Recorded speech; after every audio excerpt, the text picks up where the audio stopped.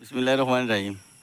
ও বাড়াই গেছি বাগান ফাঁকা নেই তাই কেন এগুলিকে ছোটো দাম আইসা বাগান। ও আমার বন্ধু সালাউদ্দিন, ও উপরকেও ভাই আমার বন্ধু হইল গিয়া আনোয়ার হোসেন আনু, আর হো হইল গিয়া বন্ধু মানুষ ফুলুর রহমান নিকিতা কামরুল ইসলাম ফুলু।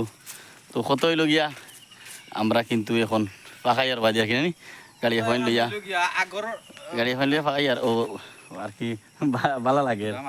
ও কোনটা কই দেন তুমি?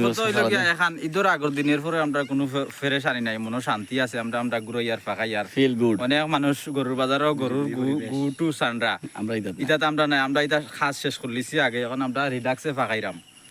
তো আপনার ভালো লাগলে আপনারাও আইবা ফাঁকানিত। তুমি সেটা আমার কিং ফসলে কোনটা কই দেনি হইল।